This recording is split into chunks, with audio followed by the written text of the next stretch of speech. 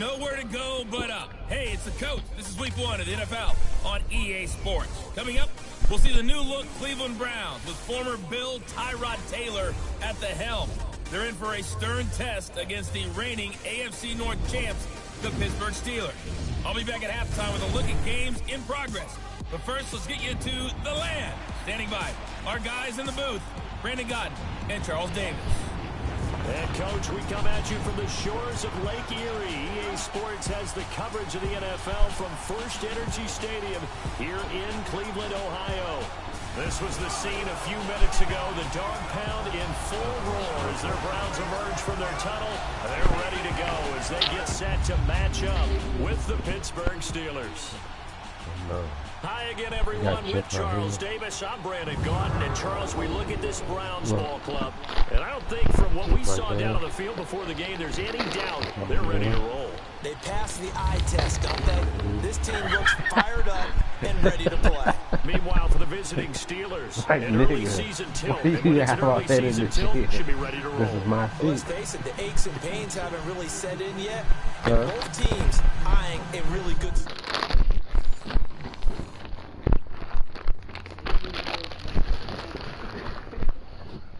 Weed and vintage ain't there.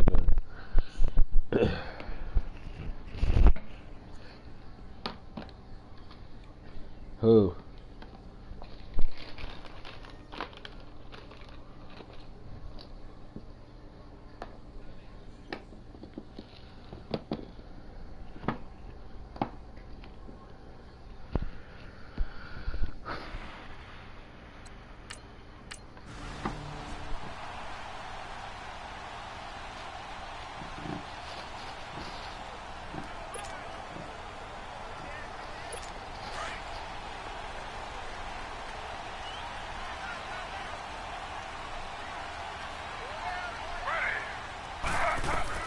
Now Taylor on first down. And he can't find a receiver, and he's brought down. Bud Dupree in there to make the sack. He buries him for a loss of 10. And so much for that great field position to start the game. Now they're way behind the sticks. Can't wait to see what their second down call is going to look like now. They'll run for the first time with Johnson. And that one blown up quickly, as he's going to be stopped before he can even get started. It's a loss of 2, now third down. I know the scouting report on him is that he doesn't possess the eye discipline to be an elite linebacker. And what that means is his ability to read, react, and make a play. But on that one, he looked like one of those guys. And a shot taken on third down, unsuccessful. Fourth down now. Not only was the call spot on, how about the execution of that defense right there? The zone was absolutely locked up tight. He was trying to force it in there on this third quarterback down. like There's a time to force it, he felt like he needed to make a play, right? Yeah, exactly right. Third down, you got to try and find something. There's nothing available there. I started another franchise, but I'm playing as a player. Not mainly a cornerback, so you know that's the only position I get to play. That shit live, bro. So the Steelers offense getting set for their first drive. Their 36-year-old quarterback brings him out there. He'll be calling the shots in his 15th season now. It's Ben Roethlisberger. And when you just sit and look at the raw numbers, you actually kick back and nod in appreciation about the career of Ben. Who?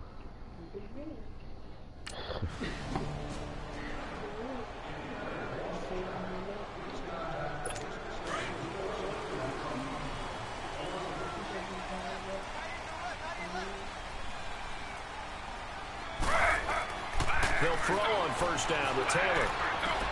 Open receiver, that's David Njoku. And he'll be taken down, but not before he gets into enemy territory. Number 8. It'll be a gain of 10 to start the drive out by a few inches. That'll be a first down. But you know, I'm not playing the whole game though. I think ain't somebody trying to find a fifth or something. Now a play fake here on first down. Blitz coming, and down he goes. Sometimes I watch games and wonder why they use play fakes on certain passing situations, because it's not going to fool anyone. I don't know if that was the case here, but the end result was the same. No one fooled. The quarterback was hit. I wouldn't go in deep, bro. On second down, Taylor under pressure again, and down he goes again. T.J. Watt in there to get him, and this pass rush strong now. That's sacks on back-to-back plays.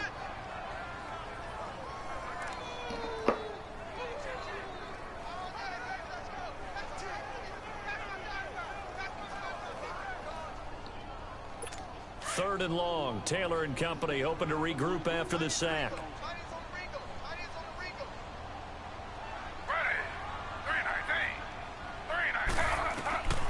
Out of the gun, it's Taylor. He sets to fire deep. Into double coverage, and it's intercepted. Picked off by Morgan Burnett.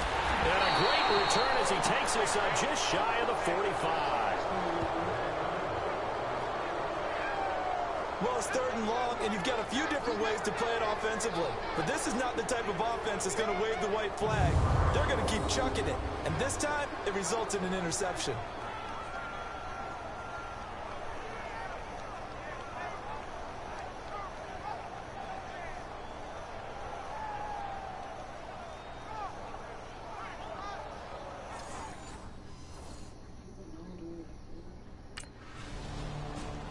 Niggas can't score. My same niggas can't score.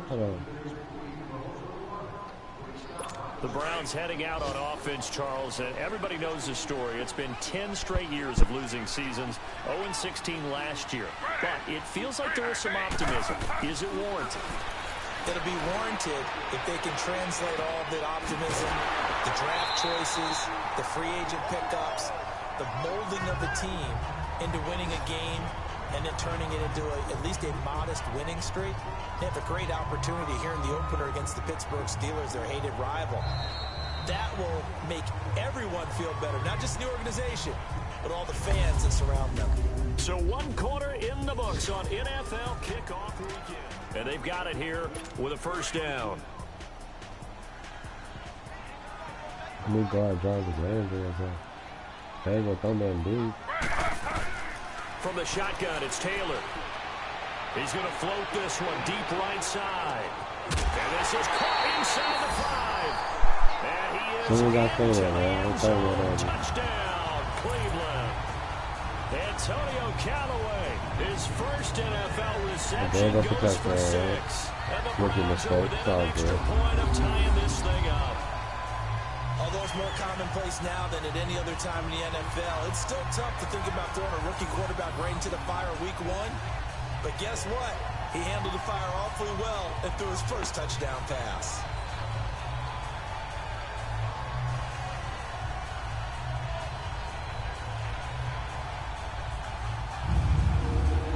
A close call here. Did the ball cross the plane? I don't know. From the naked eye, this was tough to tell. Always difficult when there's such a tangle of bodies around. You're just trying to find the ball and make sure just a portion of it crossed the plane of the goal line. Man, he scored. Let him have it. Oh, wait. Did they need that sound first?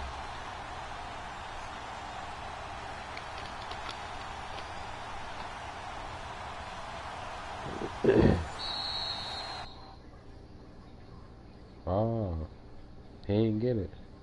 Or did he?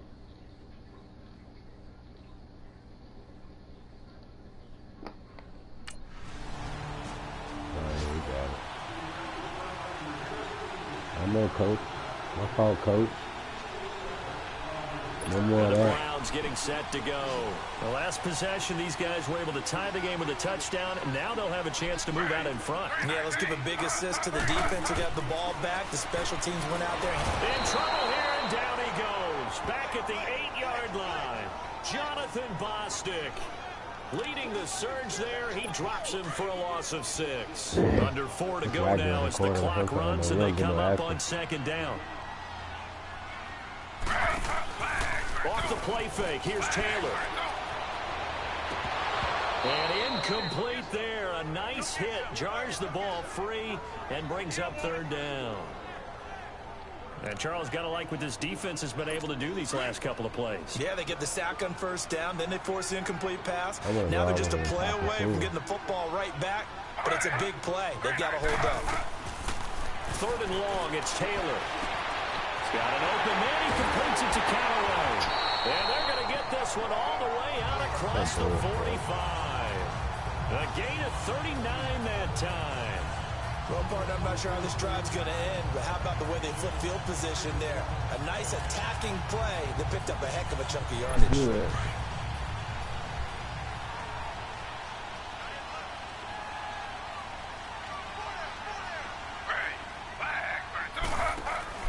They go play action here on first down. And the Steeler pressure too much here. He's going to go down. The former Buckeye, Cameron Hayward. And it'll be a 2nd and long. The amount of sacks that they've absorbed in this game is absolutely extraordinary. Let's just face it. This offensive line, flat out, cannot handle this pass rush. It's been demonstrated time and time again. They'll run it with Johnson. Oh, a 360. And he takes it past the 45 and down at the 46. Bud Dupree, a former first-round pick, in on the stop. Frustrating for a defense, energizing for an offense. Finding a way to create that type of yardage in your running game, that'll make the guys carrying the ball very, very happy. On 3rd down, Taylor. Looking left side, that's caught by Landry. And he's able to take it across midfield before going out of bounds. So 1:56 to play in this first half. More from Cleveland after this. A reminder, coming up at the half, we hook up with a new guy, Jonathan Coachman from Orlando. He'll have highlights and analysis, and more importantly this year, scores and stats from around the league here in Week 1. So do not press that skip button.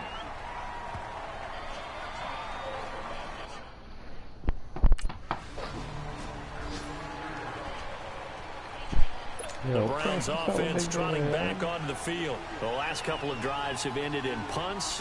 Maybe the crowd minds that, but you're a defensive guy. You're okay with a couple of punt drives. Listen, I'm the guy that loves a 0-0 pitch game. In baseball, I can handle that going into the 7th inning.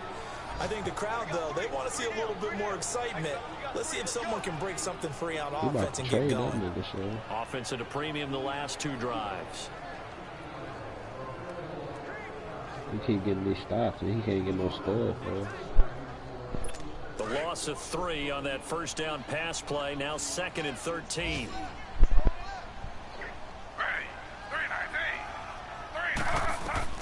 Now Taylor to throw on 2nd down. Screen play, Johnson. And he went backwards. He'll be down at the 30. They'll lose a yard, and it brings up 3rd. Now that screen there on 2nd down certainly didn't develop how they had hoped. Is that one they should have even tried, or is that one the quarterback sticks in his pocket? I think the latter. I like what you said there, because trying it is one thing. We can second guess just about every call. But in this case, when you realize it is broken down, just throw it at the feet of your intended receiver so that no one can pick it off, right? You don't have the ball tipped up in the air, and you come back and try and pick up the first down on 3rd down. That way you don't lose any yardage. So we've reached halftime here on opening week. All right, we will see.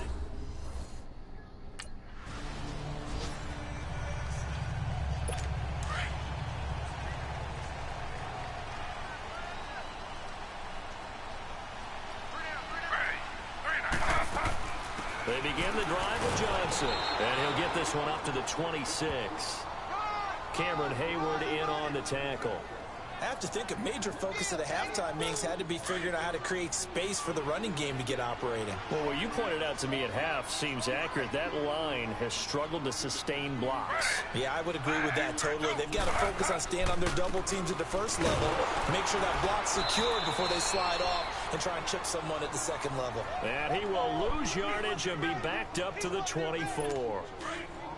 The best offenses and the ones that win are ones that make adjustments. And right now, I think this team needs to open things up. They go play action with Taylor. He's going to air one out.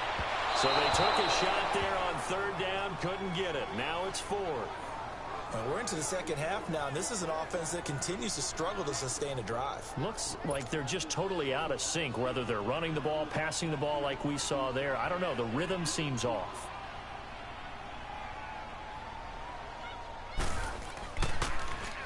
And the punt team on now as this one's sent away.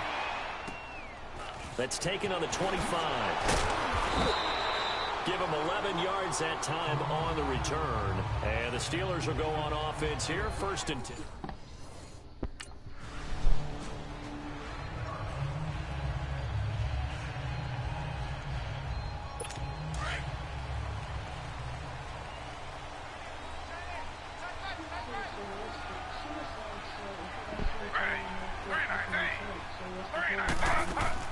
And they'll start the drive on the ground with Johnson. And he'll fight forward to about the 27-yard line. 2 yards on the carry there. It'll be 2nd down. Well, they still have time to get him established, but in my estimation, I come to chill, not come to be your chef. I'm not come to be your personal. And run off a bunch more plays.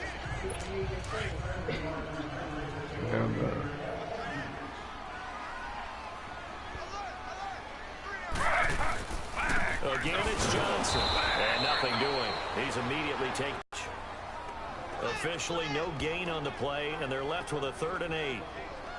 Now, they struggled to get him rolling on the ground in the first half, and that's sort of continuing here in the 3rd quarter. Yeah, but I don't think it's time to abandon the running game. I would say keep feeding the horse, and I believe he'll eventually reward them, especially as we get deeper in the game. To throw on 3rd down, Taylor, and that is incomplete. I would dare say that these guys will have liked to have given their defense a little bit more rest since they gave up a touchdown their last time out. But alas, my man, that's not going to happen. Yep, they're going to have to grab those helmets, get right back out there.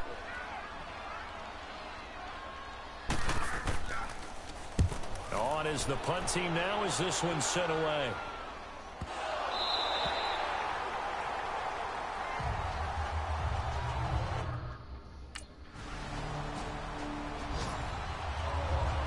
The Browns offense heading back out to take possession. These guys had to punt their last possession, and that's become too familiar of a refrain. Too many of these drives just wound up going nowhere. But you know how in baseball, when the pitcher gets a base hit and he's on base, they bring his jacket out to him to keep him warm?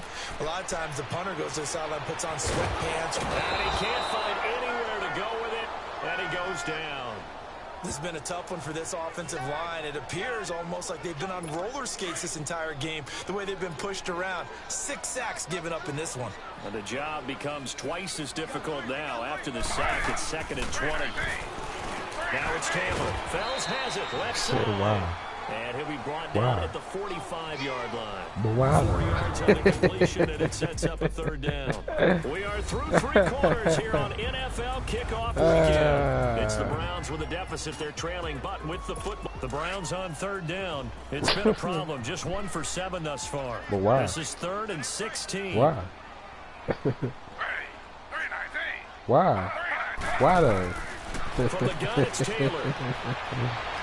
This is going to be incomplete. He got the right idea there, trying to throw it to the sideline, but he led him just a little bit too much, trying to get it out to his receiver. Ends up falling to the ground, incomplete. And they're indeed going to go for it here on 4th down. Oh, that shit So trailing deep, here in the man. last quarter. Let's see how this plays out. As expected, they're going for it to keep the drive alive. And that is incomplete. Hugh Jackson rolls the dice, but it doesn't work for him. And this Steeler defense able to come up with a stop.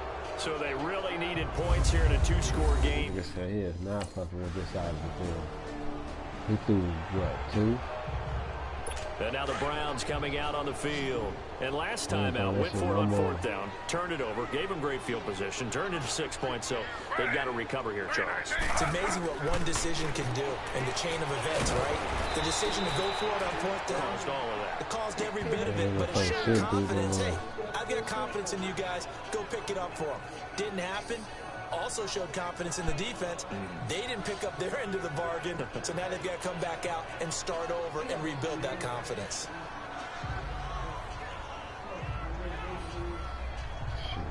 Second and 5 after the 5-yard completion on 1st down.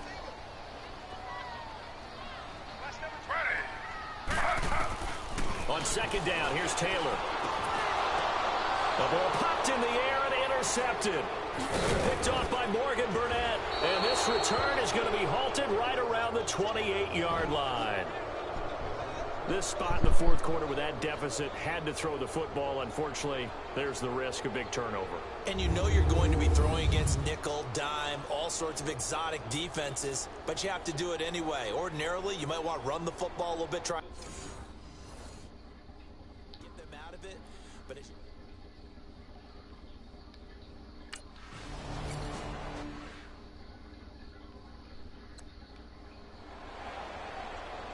and now Cleveland geared up to take the field. And following the interception, just any interception, are you a little bit more cautious when you start that next drive, or no, you just throw that out the window? I think you are. I don't think that there's any way you can run back out there and go, totally didn't affect me. Just go ahead and be loose with the football again.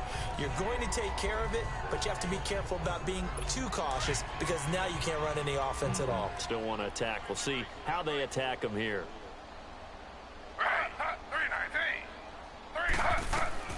To throw on second down. Taylor throwing middle, and it's complete. And brought down, but not before reaching the 45-yard line. Taylor able to find his big tight end in Njoku for the Cleveland first down.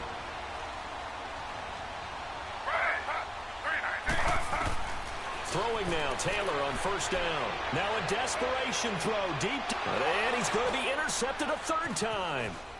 Picked off by Morgan Burnett. And he'll return it to the 24-yard line.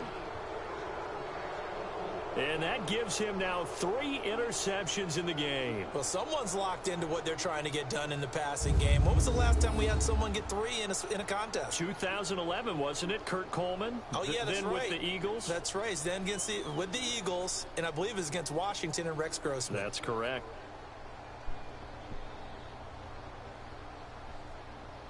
Here comes Ben Roethlisberger and the Steeler offense back onto the field. He has really been buoyed here by a strong running attack. They've been great on the ground. And if it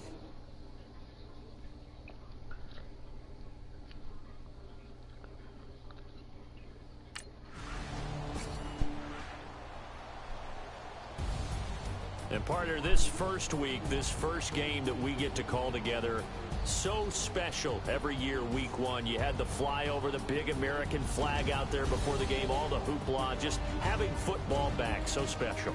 It is an opening day, opening game. There's just nothing like it because you really build to a crescendo. But the best part for us is that crescendo lasts for a while. Opening game here, an entire season, we get into the playoffs, to the Super Bowl. I was really excited. I could barely sleep last night. I can't imagine being a player. So for the Steelers, not much to complain about here. They come in and steal a victory in a tough place to play on a Sunday night. And they'll return home next week to take on the Kansas City Chiefs. Meanwhile, for Cleveland, they go down to defeat here in the opener. And they'll try to...